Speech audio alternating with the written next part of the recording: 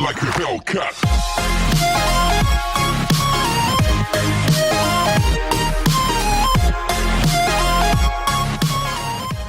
तो आज हम अपने सेकेंड वीडियो में हाइट एंड डिस्टेंस के बात करने वाले हैं कुछ एडवांस कॉन्सेप्ट्स की जो आपके बार बार एग्जाम्स के अंदर पूछे जाते हैं। जिसमें पहला कॉन्सेप्ट आपका क्या रहने वाला है, स्पीड ऑफ एरोप्लेन या बलून। 10th क्लास में बार बार ये सवाल पूछा जाता है, सीजीएल मेंस में भी ये सवाल बार बार पूछा जाता है। कॉन्सेप्ट क्या है, बेसिक्स वही रहेंगे। हमने क्या बोला था, पहले इंग्लिश को पढ़ेंगे, उसको मैथमेटिकल फॉर्म में यानी कि डायग्राम के फॉर्म में कन्वर्ट करेंगे, और उसके बाद हमको क्या करना है, दो ट्रायंगल ढूंढनी और सवाल को कर देना है। तो देखते हैं पहला सवाल क्या है। पहला जो कॉन्सेप्ट आज की क्लास में क्या, स्पीड ऑफ एरोप्लेन या बलून। स्पीड की बात कर रहे हैं तो कहीं ना कहीं डिस्टेंस निकालना पड़ेगा, टाइम कहीं ना कहीं रहेगा, तो वो बात की बात है। अपने को मेन फोकस किस पे करना है, हाइट एंड डिस्टेंस में क्या सीख रहे हैं, डिस्टेंस निकालना सीख रहे हैं। तो हमारा पहला एम क्या रहेगा, किसी तरीके से डिस्टेंस निकले। तो सवाल को जरा पढ़ते हैं। सवाल क्या दिया गया अपने को, angle of elevation of an aeroplane is 60 degree from A point on the ground. तो इस चीज से आप क्या समझेंगे, अपने को सिंपल से एक बात समझनी है। क्या चीज समझनी है कि एंगल जो कितने डिग्री का है, 60 डिग्री का। किसी एक पॉइंट से कहीं एरोप्लेन उड़ रहा होगा हवा में, ये एंगल ऑफ एलिवेशन जो है वो अपना कितना रहने वाला है, 60 डिग्री। इनिशियल केस में ये है। उसके बाद क्या बोला कि 30 सेकंड जब उड़ लिया तो angle of elevation changes to 30 degree. अब यहां पे जो पहली क्लास में एक बात मैंने बताया था कि यहां पे 60 डिग्री है, 30 डिग्री के कारण पास में आएगा दूर जाएगा। तो हमने एक बात बोला था कि जब भी चीज ऑब्जेक्ट से दूर जाती है तो एंगल घटता है, पास आती है तो एंगल बढ़ता है। अभी एंगल हमारा घट गया, पहले 60 था, 30 हो गया, मतलब दूर जाने वाला है। कहीं यहां पे एरोप्लेन हमारा पहुंच जाएगा। तो यहां पे अपना इस बार एंगल कितना होने वाला है, 30 डिग्री। कितना एंगल होने वाला है, 30 डिग्री। अब यहां पे देखते हैं अगली चीज उसने क्या बोला, if the aeroplane is flying at a height of 4500 metre. ये जो हाइट है ये हमारी कितनी है, 4500 मीटर। यहां से यहां तक की जो हाइट है वो कितना है, 4500 मीटर। और ये वाली भी कितनी रहेगी, 4500 मीटर। एरोप्लेन इस तरीके से यहां से यहां तक पहुंच गया। कितनी देर में, 30 सेकंड में। उसका भी अपने कोई भी यूज नहीं लेना है। ये एक नॉर्मल सवाल है जिस तरीके से सवाल हमने किए हुए। अब करना क्या, नाम देते हैं, इनका नामकरण कर देते हैं। ए बी, इसको मान ले सी डी ई। आपको फिर से वही काम करना है। करना क्या, सबसे पहले in triangle A B C, in triangle A B C, यहां से यहां तक की डिस्टेंस को आप मान लीजिएगा x, और यहां से आगे डिस्टेंस को मान लीजिएगा y। दो वेरिएबल है इस बार, क्योंकि हाइट तो पहले से गिवन है, तो x और y हमने मान लिया। ट्राइंगल एबीसी की बात कर रहे हैं तो आप क्या लिख सकते हैं, 4500। बार बार मैं नहीं लिखूंगा A B BC upon A B, इस बार नहीं लिखने वाला। अपन नॉर्मल तरीके से देखेंगे, ये परपेंडिकुलर है, अपॉन में बेस, बेस कितना है x, और यहां का जो एंगल है वो 60 डिग्री, 30 डिग्री नहीं लेंगे। इस बड़े इस ट्रायंगल का एंगल कितना था, 60 डिग्री। ये शुरू में बोला हुआ है, तो 60 डिग्री का मतलब कितना हो जाएगा, √3। कितना हो जाएगा, √3, tan 60 डिग्री। तो यहां से अपने क्या मिलेगा, x √3 इज इक्वल टू 4500। यहां से हम एक चीज बता सकते हैं, x is equal to 4500 upon में √3। और थोड़ा सा इसको अगर रैशनलाइज कर दें हम, तो क्या बनने वाला है, ऊपर नीचे किससे मल्टीप्लाई कर देंगे, √3 से। तो नीचे बन जाएगा 3, और ये कितना हो जाएगा अपना 1500 पे कैंसिल हो जाएगा। तो x की वैल्यू यहां से अपन ने कितने निकाल दी, 1500 √3 मीटर। x की वैल्यू तो हम निकाल पाए, ये वाली वैल्यू हमने यहाँ पे निकाल ली। अब दूसरा क्या है, y की वैल्यू भी हम कहीं ना कहीं से फाइंड करने की कोशिश करेंगे। y की वैल्यू निकालने के लिए क्या करेंगे, दूसरी ट्रायंगल देखते हैं। ट्रायंगल कौन सा, ट्रायंगल आपको ये बड़े वाला ट्रायंगल लेना पड़ेगा। कौन सा वाला ट्रायंगल, जरा देखिए, ए डी ई, ये वाला ट्रायंगल हम लेंगे, ट्रायंगल ए डी ई। तो इसमें आप करेंगे क्या, फिर से वही, हाइट तो अभी भी कितना रहेगा, परपेंडिकुलर जो 4500 है, नीचे जो बेस है इसके अंदर क्या लेना पड़ेगा, x प्लस में y, x प्लस में y, ये बहुत इंपॉर्टेंट है। और एंगल जो वो 30 डिग्री का, 30 डिग्री का मतलब 1/√3। तो यहां से आपको क्या मिलने वाला है, x plus y, cross multiply करेंगे तो वो किसके बराबर बनेगा, 4500 √3। हम निकालना क्या चाह रहे हैं, y की वैल्यू आएगी 4500 √3 माइनस x हम निकाल चुके हैं 1500 √3। तो ये कितना कर देंगे, 1500 √3 इसमें से माइनस कर देंगे, तो आपके पास कितना आ जाएगा, 3000 √3 मीटर। अब सवाल में हमसे पूछा क्या गया, हमसे पूछा गया स्पीड ऑफ एरोप्लेन बताइए। अब सोचिए कि टाइम कितना दिया है, तो आपको तो स्पीड निकालना है, किसका, एरोप्लेन का। तो स्पीड का फॉर्मूला होता है डिस्टेंस अपॉन में टाइम। डिस्टेंस कौन सा, देखो यहां से यहां तक का डिस्टेंस, क्योंकि ये दोनों डिस्टेंस क्या है, सेम। एरोप्लेन चला कितना है, जितना y है, y कितना है, 3000 √3 मीटर, 3000 √3 मीटर। और डिवाइड बाई कितना करने वाले, टाइम कितना है, सवाल के अंदर दिया गया 30 सेकंड। कितना दिया गया, 30 सेकंड। 30 से इसको डिवाइड करेंगे जीरो से जीरो कैंसिल, ये 100, तो अपना आंसर कितना हो जाएगा 100√3 मीटर पर सेकेंड। चेंज क्या हो सकता है सवाल के अंदर, इस सवाल में तो यही पूछा गया था, लेकिन कई बार अपने से पूछा था किलोमीटर पर आवर में बताइए, किसमें बताइए किलोमीटर पर आवर में। तो आपको सिंपल क्या करना होता है, जो भी आपका आंसर आए, ये हम स्पीड डिस्टेंस टाइम में बहुत अच्छे से सीखेंगे, लेकिन अभी के लिए आप क्या कर लेंगे, इसको 18/5 से क्या कर देंगे मल्टीप्लाई, किससे मल्टीप्लाई कर देंगे 18/5, तो आपके पास कितना हो जाएगा 360√3 किलोमीटर पर आवर। तो हो सकता है कई बार आपसे क्या पूछा जाए मीटर पर सेकंड, कई बार हो सकता है किलोमीटर पर आवर। तो अपने दोनों ही तरीके से हमने देख लिया, यहां पे भी इस चीजें बिल्कुल नहीं बदली, हमने दो ट्राइंगल एक्स वाई की वैल्यू निकाला, y की वैल्यू को डिवाइड कर दिया टाइम से, अपने पास क्या निकल गया स्पीड। अब चलते हैं इसी कॉन्सेप्ट के दूसरे सवाल की ओर। अपने पास सवाल लगभग सेम है, ये भी यहां पे भी कुछ स्पीड निकालना है अपने को, बलून दिया है, एरोप्लेन जैसा सिस्टम है, वो भी हवा में उड़ता है, बट कॉन्सेप्ट अगर आप देखें तो थोड़ा सा यहाँ पे डिफरेंट तरीके से अपना डायग्राम बनने वाला है। यहाँ पे दो एंगल्स नहीं दिए गए, एंगल एक ही दिया गया है। जरा सवाल को समझते हैं, उसके अकॉर्डिंग हम डायग्राम बनाने की कोशिश करते हैं। सबसे इंपॉर्टेंट पार्ट ये है कि डायग्राम सही बनाने से सवाल को हम सही सोल्व कर ही देंगे। तो जरा देखते हैं, बलून जो है वो पॉइंट पी से राइज करना स्टार्ट करता है, कोई एक पी पॉइंट है, यहां से बलून ने ऊपर जाना स्टार्ट किया। आफ्टर 6 मिनट, 6 मिनट के अंतराल के बाद पिक्चर कैसे बनने वाली है जरा उसको देखते हैं। 6 मिनट के बाद क्या हुआ, वो किसी एक हाइट पे पहुंच गया होगा, यहां से किसी हाइट के ऊपर हमारा बलून जो पहुंच चुका है। अब कोई एक इंसान है या कोई एक ऑब्जर्वर है जो देख रहा था, कितनी दूर से 450√3 मीटर से देख रहा था, और उसने देखा क्या कि जब वो बलून की तरफ देख रहा है तो एंगल ऑफ एलिवेशन जो है वो कितना बन चुका है 60 डिग्री का बन चुका है। कितना बन चुका है 60 डिग्री का बन चुका है। तो अपने लिए काम क्या है, अभी अपने को ये चीज पता है, हम चैप्टर क्या है हाइट एंड डिस्टेंसेस, तो हम क्या निकालना चाहेंगे हाइट निकालना चाहेंगे। क्या निकालना चाहेंगे हाइट। सवाल बड़ा आसान सा हो गया, क्या निकालने वाले हैं हाइट, तो h अपॉन में 450√3 और tan 60 डिग्री की वैल्यू कितनी होती है √3, जरा जल्दी से देखते हैं। 450√3 इंटू √3 हो जाएगा 1350 मीटर। तो ये जो निकल गया है कितना निकल गया है 1350 मीटर। अगर हाइट अपनी निकल गई है 1350 मीटर। अब पढ़ते सवाल में क्या था, सवाल में हाइट तो पूछी नहीं है, हमसे स्पीड ऑफ बलून पूछी है। तो ये देखिए कि शुरू में हाइट थी 0, ये पी पॉइंट के ऊपर ही था, अब ये पी पॉइंट से किसी क्यू पॉइंट पे पहुंच गया, और ये बंदा जो था वो किसी और जगह बैठा था, आर जगह मान लेते हैं, वहां पे बैठा हुआ था। तो अपने को करना क्या है, अपने को ये देखना है कि पी से जो क्यों पहुंचा है, ये जो हाइट गेन की है बलून ने, ये कितनी देर में गेन की, तभी तो अपन क्या निकाल पाएंगे स्पीड। स्पीड का फॉर्मूला अपने पास क्या होता है जी, डिस्टेंस अपॉन में टाइम। तो अपने पास देख रहे हैं डिस्टेंस कितनी निकल के आ गई है 1350 मीटर, और ध्यान से देखते टाइम कितना है, हमने बोला था 6 मिनट के बाद ऐसी सिचुएशन आएगी।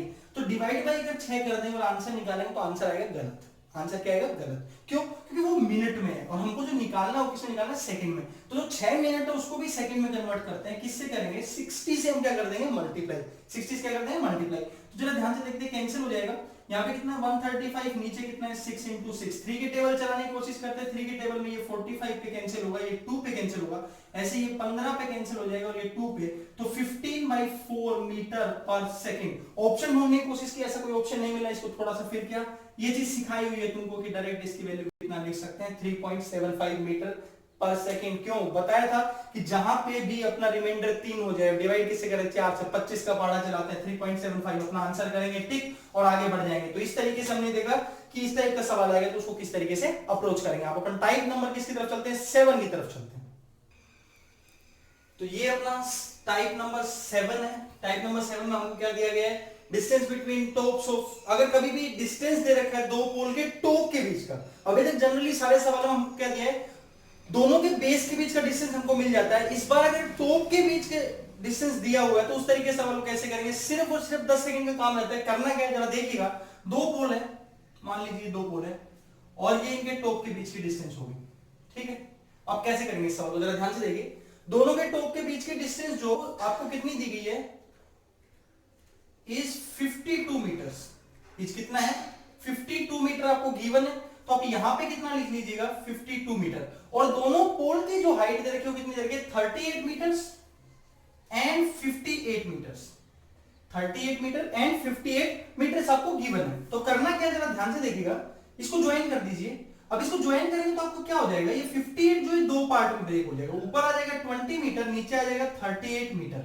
अगर ये चीज आपको आ गई, अब आपको निकालना क्या है, बेसिकली वो आपसे ये डिस्टेंस पूछना चाहता है, लेकिन अगर आप ये भी बता देंगे तो दोनों चीज क्या रहती है, सेम रहती है। ये बात आप समझ गए होंगे अभी तक, ये दोनों क्या रहते हैं, सेम। तो इसको कितना मान लीजिए, x मीटर, कितना मान लीजिए, x मीटर। तब अपन सवाल करते हैं क्या करेंगे, इसमें नॉर्मल आप सिंपल पाइथागोरस लगा दीजिए, क्या लगा दीजिए, पाइथागोरस। तो क्या होगा, 20 का स्क्वायर प्लस में x का स्क्वायर इज इक्वल टू 52 का स्क्वायर। 20 का स्क्वायर इज 400 एक्स स्क्वायर, इसका स्क्वायर निकालना सिखाया था, 2704।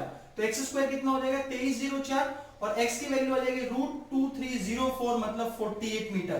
तो अपना आंसर कितना हो जाएगा, 48 मीटर। तो इस तरीके से जब सवाल दिया रहेगा तो इधर ये 38, उसको दो पार्ट में ब्रेक करेंगे, ये डिस्टेंस गिवन है, ये डिस्टेंस निकालना है, सिंपल पाइथागोरस से सवाल को कर सकते हैं। एक बात और ध्यान से समझिए, 20 और 52 है।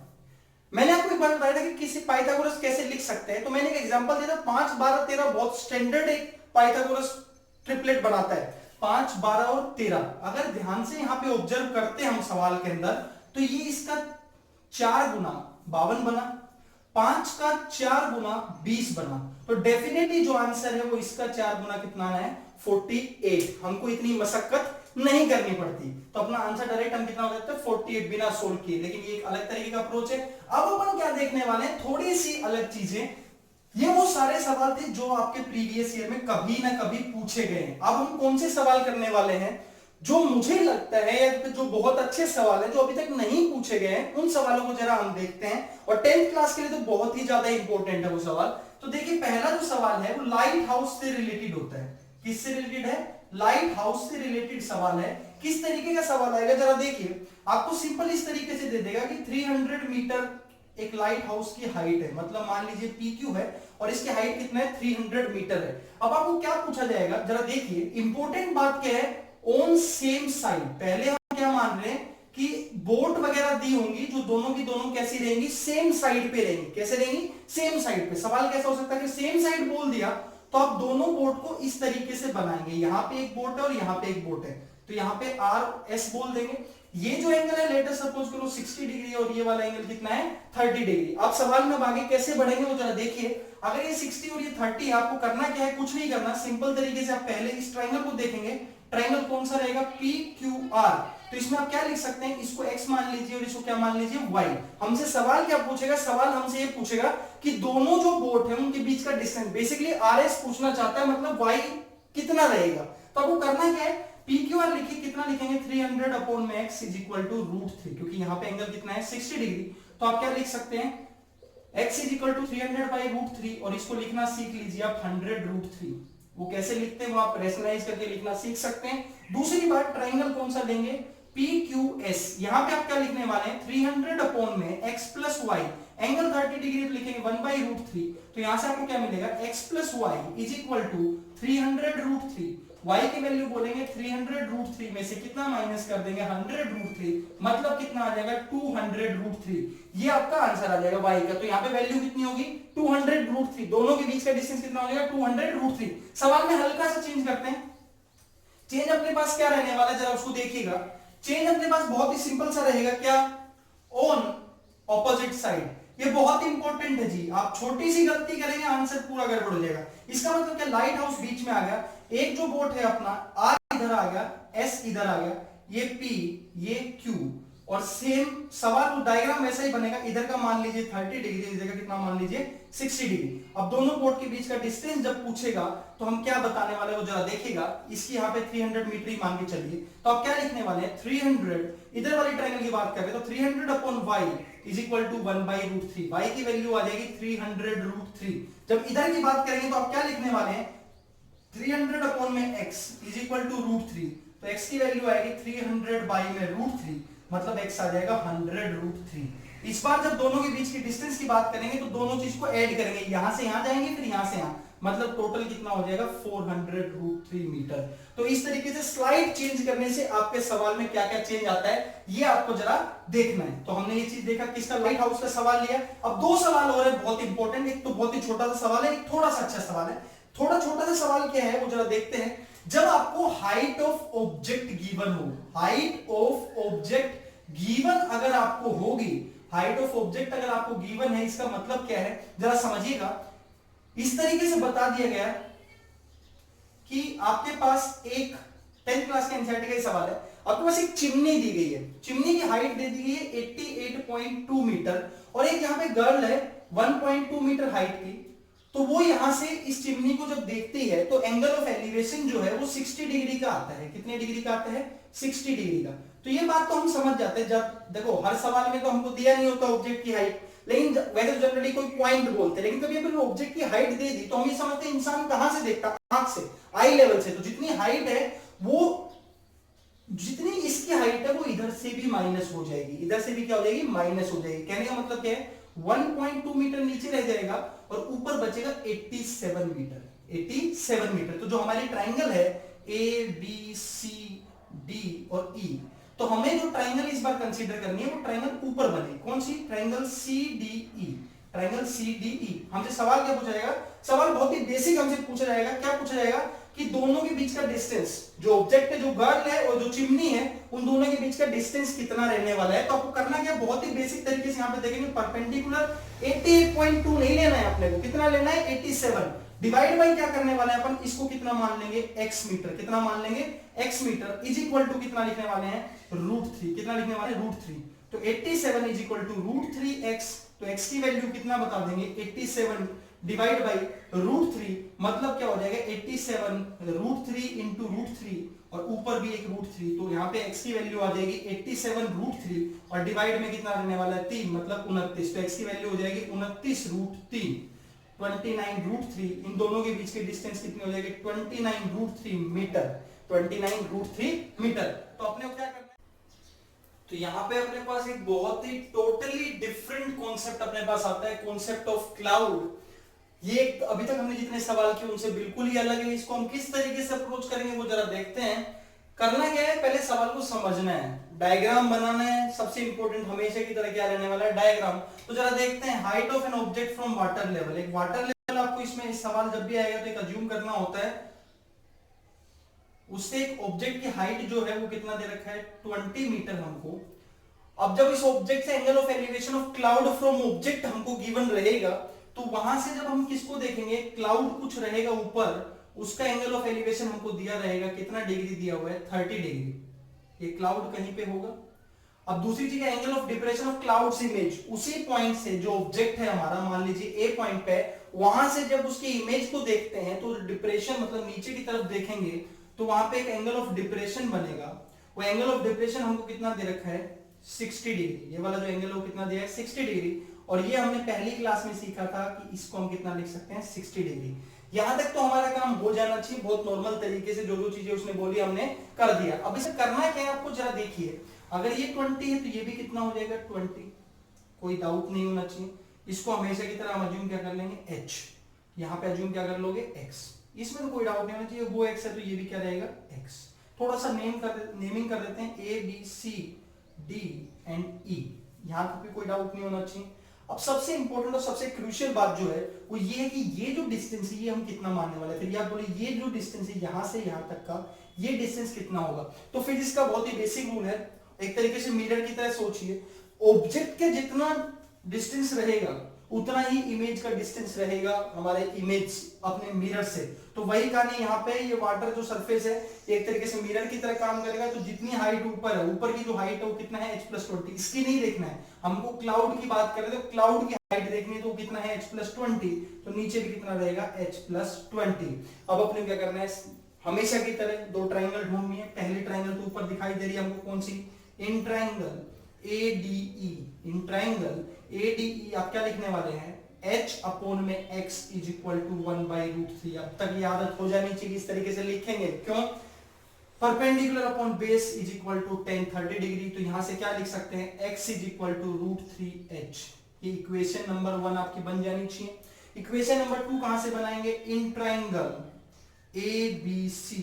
इन ट्राइंगल ABC, यहां पे थोड़ा ध्यान देखिए, h+20 ये है, ऊपर से अलग से कितना है? 20। तो टोटल मिलाकर कितना हो जाएगा? h+40 अपॉन में x इज इक्वल टू √3। यहां से अपने को क्या मिलेगा? h+40 is equal to √3x।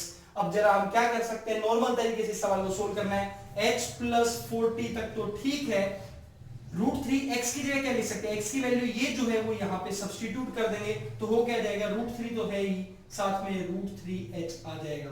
तो h प्लस 40 √3 इंटू √3 हुआ 3h, तो 40 is equal to 3h, minus में हो जाएगा h, तो 40 is equal to 2h, h is equal to कितना हो जाएगा 20। तो h की वैल्यू भी कितनी आ गई 20। हमसे सवाल में पूछा क्या जाएगा, height of cloud from water level. तो ये 20 पहले था, 20 और आगे टोटल मिला के कितना हो जाएगा 40। तो इस तरीके से हमने जो डिफरेंट टाइप के सवाल है, पहले हमने इसको कैटेगरी में बांटने की कोशिश करी, क्या क्या कैटेगरी हो सकती है।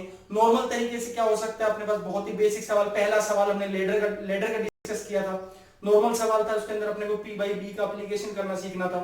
एक कॉम्प्लीमेंट्री एंगल्स की बात की तो बहुत इंपॉर्टेंट सवाल था √xy, जिसका आंसर आएगा, आंसर ही याद रखना उसका कि हाइट कभी भी क्या निकल के आएगी √xy। फिर अपन ने इस तरीके के सवाल, क्लाउड वाला सवाल देखा, फिर हमने एक ऑब्जेक्ट थी जिसमें हाइट दे रखी, उस तरीके का सवाल देखा। एक जब लाइट हाउस के एक तरफ बोट है या फिर दोनों तरफ बोट है, उसमें डिफरेंस आ जाता है, एक तरफ में माइनस होती है चीजें, दूसरे में प्लस होती हैं।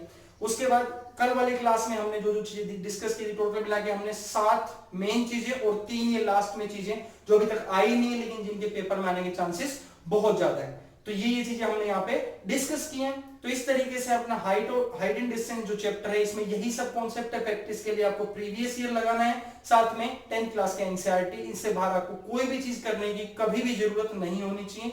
नॉर्मल तरीके से आप सवाल बना लेंगे, जितनी प्रैक्टिस करेंगे उतनी स्पीड आपकी बढ़ जाएगी। और कल से हम दोबारा से फिर अपना ट्रिग्नोमेट्री का 11th क्लास का जो पोर्शन है उसको स्टार्ट करेंगे। पढ़ते रहिए, आगे बढ़ते रहिए। जय हिंद, जय भारत।